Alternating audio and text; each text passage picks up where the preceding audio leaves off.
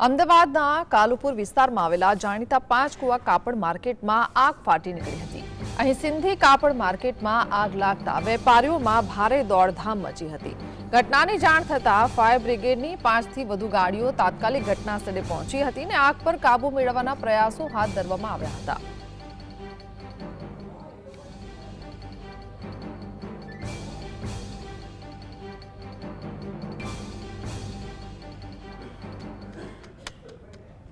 तो संवाददाता धवल अपनी साथे जोड़ाया छे।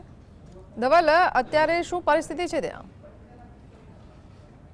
जो ચોક્કસ ગુના વાત કરવામાં આવે તો અમદાવાદના જે રેવડી બજાર કાપડ માર્કેટ આવેલું છે ત્યાં આગળ એક દુકાનની અંદર દર બપોરે અચાનક શોર્ટ સર્કિટના કારણે જે આગ લાગવાની ઘટના છે તે બની હતી અને ત્યારબાદ એક બે નહીં પરંતુ 25 જેટલી જે કાપડ હોજરી અને રેડીમેડ ગાર્મેન્ટની દુકાનો છે ત્યાં આગળ આગ છે તે લાગેલી જોવા મળતી હતી અને ત્યારબાદ જે ફાયર બ્રિગેડની ગાડીઓ છે તે 25થી વધુ ગાડીઓ અને ફાયરના ચીફ અધિકારીથી લઈને તમામ લોકો જે છે તે ઘટના સ્થળે દોડી આવ્યા હતા। સ્થાનિક પોલીસનો સ્ટાફ પણ ઘટના સ્થળે દોડી આવ્યો હતો અને મહત્વની બાબત એ છે કે સ્થાનિક પોલીસની સાથે આસપાસના જે વેપારીઓ છે તેઓ પણ અહીંયા પહોંચ્યા હતા અને જે પ્રકારે તમે દ્રશ્યોમાં જોઈ રહ્યા છો તે પ્રમાણે ફાયરના અધિકારીઓ જે અંદર દુકાનોમાં આગ લાગી હતી ત્યાં આગળ ફોગ ખૂબ વધારે એટલે કે ધુમાડો ખૂબ વધારે હોવાથી ઓક્સિજનના સિલિન્ડર સાથે અંદર જે પ્રવેશ કરી રહ્યા છે અને કુલિંગની જે કામગીરી છે તે કરી રહ્યા છે। તમે જે પ્રમાણે દ્રશ્યોમાં જોઈ રહ્યા છે તે પ્રમાણે અધિકારીઓ દ્વારા અત્યારે હાલ ઓક્સિજન માસ્ક સાથે ઓક્સિજન સિલિન્ડર લઈને અંદર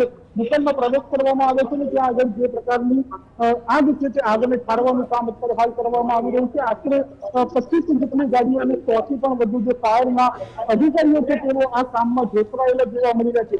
બીજી મહત્વની બાબત એ છે કે એના પહેલે માળ સુધી ફાયરના અધિકારીઓ ચડ્યા છે ઉપર અને 25થી પણ વધુ ગાડીઓ અહીંયા પહોંચી છે।